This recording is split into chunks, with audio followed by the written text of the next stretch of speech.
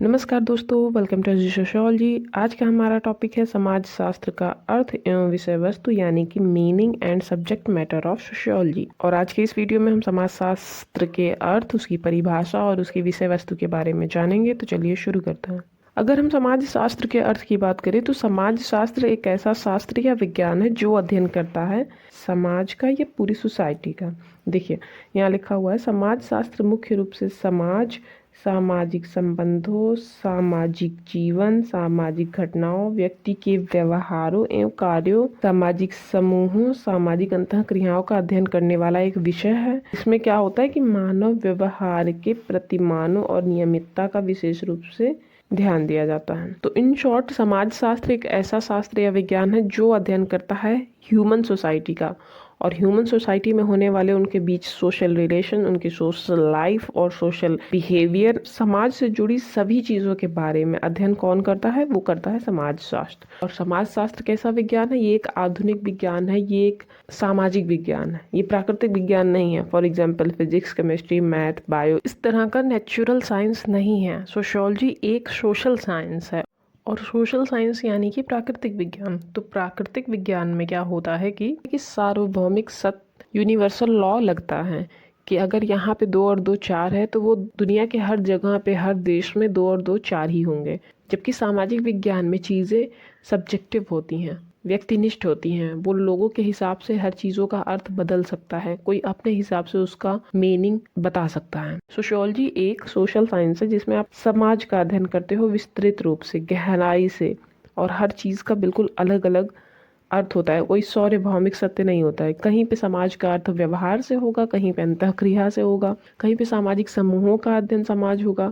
तो समाज शास्त्र के अंतर्गत आप समाज का ही अध्ययन करते हो, पर इसमें जो अध्ययन करने वाली चीज़ें हैं वो टाइम टू टाइम और कल्चर टू कल्चर और कंट्री टू कंट्री चेंज हो सकती हैं। अब हम समाज शास्त्र की कुछ परिभाषाएं देख लेते हैं, इससे हमें क्लियर हो जाएगा कि सोशियोलॉजी में हम किन चीज़ों का अध्ययन करते हैं। तो सबसे पहले मैकएवर एंड पेज के अनुसार समाज शास्त्र सामाजिक संबंधों के विषय में है। मतलब कि मैकएवर एंड पेज का मानना है कि इस सब्जेक्ट के अंतर्गत हम अध्ययन करते हैं सोशल रिलेशन के बारे में। और सोशल रिलेशन किसके बीच होगा? ह्यूमंस के बीच में जो सामाजिक संबंध पाया जाता है उसको अध्ययन करने वाला विषय कौन सा है? समाज शास्त्र। नेक्स्ट है वार्ड के अनुसार कि समाज शास्त्र समाज का एक विज्ञान है। जैसे मैंने कहा, समाज शास्त्र का अर्थ है समाज का अध्ययन करने वाला विज्ञान, तो वो किसने बोला है? वार्ड के अनुसार है। समाज शास्त्र तथ्यों का विज्ञान है, ये मानना है रॉस का।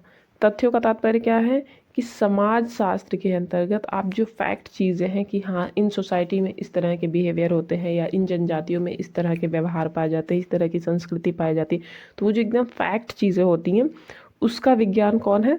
समाज शास्त्र, ये रॉस के अनुसार है। नेक्स्ट है आपका गिडिंग्स के अनुसार। गिडिंग्स ने क्या बोला है कि समाज शास्त्र संपूर्ण रूप में समाज का क्रमबद्ध वर्णन और व्याख्या है। मतलब समाज का क्रमिक रूप से विकास कैसे हुआ, उसका वर्णन करना, उसकी व्याख्या करना, क्या है? समाज शास्त्र है। मतलब समाज का उद्भव कैसे हुआ, उसका विकास कैसे हुआ, समाज में परिवर्तन कैसे हो रहे हैं, कौन से समय में किस तरह के व्यवहार ज़्यादा चलन में आए, स्टेप बाय स्टेप सोसाइटी में चीज़ें कैसे चेंज हो रही हैं, कैसे डेवलपमेंट हो रही हैं, इन सारी बातों का कंप्लीटली और सिस्टमेटिकली जो एक्सप्लेन करे या जो उसका वर्णन और व्याख्या करे संपूर्ण समाज का, वो सोशियोलॉजी सब्जेक्ट है। नेक्स्ट है एच.डब्ल्यू. ओडम के अनुसार समाज का अध्ययन करने वाला विज्ञान समाज शास्त्र है। Sociology means study of society. Next है दुर्खिम। दुर्खिम ने क्या बोला है कि समाज शास्त्र सामूहिक प्रतिनिधानों का विज्ञान है। तो अभी हमने यहाँ पे कुछ समाज शास्त्रियों की परिभाषा के बारे में बात करी। अब हम शॉर्ट में समझ लेते हैं कि एग्जैक्टली समाज शास्त्र में हम अध्ययन किन किन बातों का करते हैं। तो देखो, समाज शास्त्र में हम किसका अध्ययन करते हैं? समाज का व्यवस्थित और क्रमबद्ध अध्ययन। और समाज शास्त्र में सामाजिक संबंधों का अध्ययन, और समाज शास्त्र में अंतःक्रिया, सामाजिक अंतःक्रिया का अध्ययन, सामाजिक समूहों एवं संस्थाओं का अध्ययन, और लास्ट में समाज शास्त्र में हम संस्कृति तथा उसमें होने वाले परिवर्तन का अध्ययन करते हैं। तो इतनी सारी परिभाषाओं के आधार पर निष्कर्ष यह निकलता है कि समाज शास्त्र में हम सामाजिक संबंधों, अंतःक्रियाओं, समूहों, संस्थाओं, संस्कृति और उन सब में होने वाले परिवर्तन का अध्ययन करते हैं। अगर हम 2 शब्दों में कहें तो मानव समाज या मानव समाज के सभी व्यवहारों का अध्ययन। इन शॉर्ट, समाज शास्त्र मानव समाज के सभी पहलुओं का अध्ययन करने वाला विज्ञान या शास्त्र है। समाज शास्त्र की विषय वस्तु को जानने से पूर्व हमें ये समझना होगा कि विषय वस्तु का तात्पर्य होता क्या है।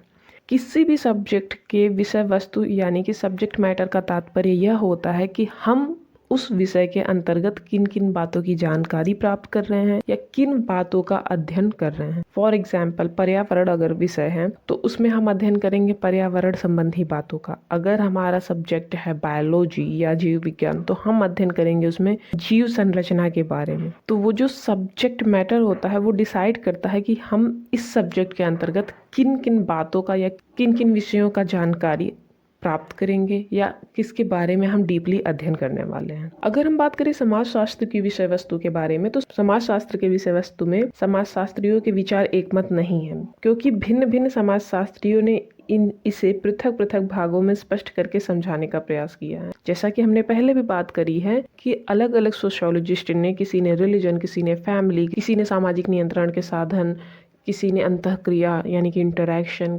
सब समाजशास्त्रियों ने अलग अलग विचार प्रकट किए हैं कि ये है समाजशास्त्र की विषय वस्तु या ये है समाजशास्त्र की विषय वस्तु। तो जो अलग अलग समाजशास्त्री हैं उन्होंने अपने अपने विचार प्रकट करके समझाने का प्रयास किया है, उसके बारे में हम देख लेते हैं। तो सबसे पहले हम बात कर लेते हैं दुर्खिम के विचारों के बारे में। इन्होंने 3 विभाग बताए हैं समाजशास्त्र की विषय वस्तु के बारे में। पहला है सामाजिक स्वरूप शास्त्र। यह अध्ययन करता है समाज के स्वरूप की, वहाँ की जनसंख्या, वहाँ की घनत्व, संख्या और उसके स्थानीय विवरण के बारे में। और सेकंड है सामाजिक शरीर शास्त्र, जो ये बताता है कि उस शरीर का धर्म क्या है, उसकी भाषा क्या है, उसका परिवार क्या है, उसका विधि क्या है। और ये मेनली फोकस करता है कि समाज में नियंत्रण कैसा है, वहाँ पे अंतःक्रिया कैसे हो रही है, वहाँ पे कानून व्यवस्था कैसे काम कर रही है, परिवार कैसे काम कर रहा है, इन सारी बातों के बारे में सामाजिक शरीर शास्त्र अध्ययन करता है। और इसके उपविभाग धर्म का समाजशास्त्र, भाषा का समाजशास्त्र, परिवार का समाजशास्त्र और विधि का समाजशास्त्र आदि हैं, जो सामूहिक और व्यक्तिगत रूप से समाज और समाज के लोगों का अध्ययन करते हैं। और तीसरा विभाग इन्होंने बताया सामान्य समाजशास्त्र।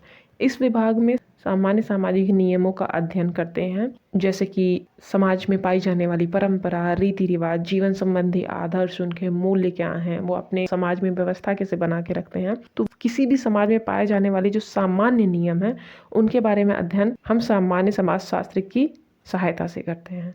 तो अकॉर्डिंग टू दुर्खिम, समाजशास्त्र की विषय वस्तु वहाँ की जनसंख्या, उस समाज में पाए जाने वाले व्यक्तियों के बारे में और वहाँ के समाज में पाए जाने वाले नियम, आदर्श, इन सारी बातों का अध्ययन है। अगर हम बात करें दुर्खिम ने मुख्यतः किन विषयों पर अध्ययन किया है तो उन्होंने सुसाइड यानी कि आत्महत्या, रिलीजन यानी धर्म, डिवीजन ऑफ लेबर, श्रम विभाजन, सामाजिक तत्व, सामूहिक प्रतिनिधान, इस तरह के कई विषयों पे उन्होंने गहन अध्ययन किया है।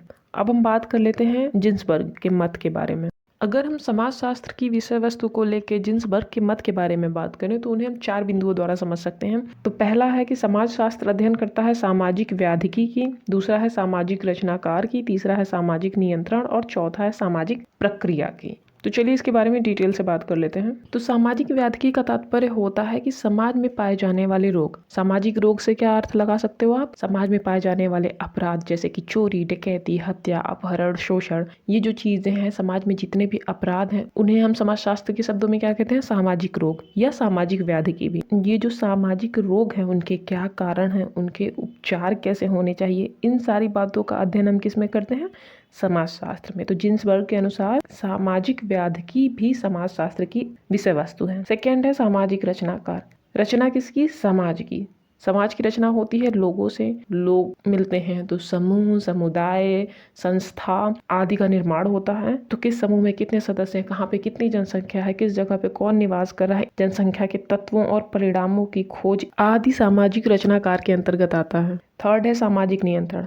सामाजिक नियंत्रण का तात्पर्य क्या होता है? मानव व्यवहार को समाज के अनुकूल बनाने की प्रक्रिया सामाजिक नियंत्रण कही जाती है। मनुष्य एक सामाजिक प्राणी है, तो जब सामाजिक प्राणी है वो समाज का सदस्य है, और अगर वो समाज का सदस्य है तो उसका ये कर्तव्य बनता है कि वह समाज में अच्छे आचरण करे, अच्छे व्यवहार करे, जिससे समाज की व्यवस्था बनी रहे। समाज के अनुकूल व्यवहार करे, प्रतिकूल नहीं। समाज के अगेंस्ट बिहेवियर ना उसका हो, जिससे कि समाज में अव्यवस्था स्थापित हो जाए। तो वो व्यवस्था बनाने के लिए सामाजिक नियंत्रण के साधन होते हैं। अब वो नियंत्रण के साधन कौन कौन हो सकते हैं? जैसे कि हमारी कानून व्यवस्था, कोई अपराध कर रहा है तो उसे दंड देगी। हमारे परिवार, हमारी पाठशालाएं, हमारा धर्म, हमारी प्रथा, रीति रिवाज, परंपराएं, ये एक प्रकार से सामाजिक नियंत्रण के साधन हैं जो किसी भी व्यक्ति या किसी समाज के सदस्यों को नियंत्रित करते हैं कि हाँ, आपको इस व्यवहार को करना है और इस व्यवहार को बिल्कुल नहीं करना है, इससे समाज में नियंत्रण स्थापित नहीं होगा। तो अकॉर्डिंग टू जिन्सबर्ग सामाजिक नियंत्रण भी समाजशास्त्र की विषय वस्तु है। नेक्स्ट है सामाजिक प्रक्रिया, मतलब समाजशास्त्र की विषय वस्तु के अंतर्गत हम सामाजिक प्रक्रियाओं का अध्ययन करते हैं। सामाजिक प्रक्रिया का तात्पर्य क्या है कि इसके अंतर्गत व्यक्तियों और समूहों के बीच होने वाली विभिन्न प्रकार की अंतःक्रिया का अध्ययन सम्मिलित है। विभिन्न प्रकार की अंतःक्रिया का तात्पर्य क्या है, कहीं पे आप में लोगों के प्रति सहयोग की भावना आएगी, तो कहीं पे आपके अंदर संघर्ष की भावना आएगी, कहीं आप समायोजन करना चाहोगे। तो ये जो विभिन्न प्रकार की सामाजिक प्रक्रियाएं हैं, जिसमें सकारात्मक और नकारात्मक दोनों प्रकार की प्रक्रियाएं शामिल हैं। किसी के साथ आप अच्छे से बिहेव करते हो, किसी का आप सहयोग करते हो, तो किसी के साथ आप बुरी तरीके से बिहेव करते हो, या किसी के प्रति आप प्रतिस्पर्धा करते हो, कंपटीशन जिसे हम बोलते हैं इंग्लिश में। तो ये जितनी भी प्रक्रियाएं समाज के अंतर्गत व्यक्तियों के बीच में होती हैं, वो समाजशास्त्र की विषय वस्तु हैं। अगर हम बात करें सोरोकिन के अनुसार, तो उन्होंने समाज में घटित होने वाली सभी घटनाओं और उनके बीच पाए जाने वाले पारस्परिक संबंध को समाजशास्त्र की विषय वस्तु माना है। यहाँ पे आप देख सकते हो, सामाजिक घटनाओं का पारस्परिक संबंध समाजशास्त्र की विषय वस्तु है, और सामाजिक और असामाजिक घटनाओं के पारस्परिक संबंध। नेक्स्ट है सामाजिक जीवन के प्रत्येक क्षेत्र में प्रभावित करने वाली सामान्य हो घटनाएं या विशिष्ट हो घटनाएं, मतलब सब तरह की सामाजिक घटनाओं और प्रत्येक पारस्परिक संबंध के बारे में अध्ययन करना, ये समाजशास्त्र की विषय वस्तु है अकॉर्डिंग टू सोरोकिन। ऐसे तो बहुत से समाजशास्त्रियों के बहुत से विचार रहे हैं और उनके अनुसार समाजशास्त्र की विषय वस्तु भिन्न भिन्न रही है, पर इन तीनों समाजशास्त्रियों के विचार काफ़ी ज़्यादा मिलते जुलते हैं। तो इससे आपको आइडिया लग गया होगा कि समाजशास्त्र की विषय वस्तु को लेके कोई एक मत नहीं है, अलग अलग विचारक अपने अपने हिसाब से समाजशास्त्र की विषय वस्तु बताते हैं। पर अगर आप सरल शब्दों में समझो तो समाजशास्त्र के अंतर्गत हम प्रत्येक सामाजिक घटनाओं और मानव व्यवहार और समाज में पाई जाने वाली छोटी से छोटी, बड़ी से बड़ी घटनाओं के कारण, उपचार, प्रभाव, परिवर्तन, इन सब बातों का अध्ययन करते हैं। तो आई होप आपको चीज़ें समझ में आई होंगी, और अगर आपको इस वीडियो की PDF चाहिए तो आप हमारे टेलीग्राम चैनल SG सोशियोलॉजी को सब्सक्राइब कर सकते हैं। आज के लिए बस इतना ही, धन्यवाद।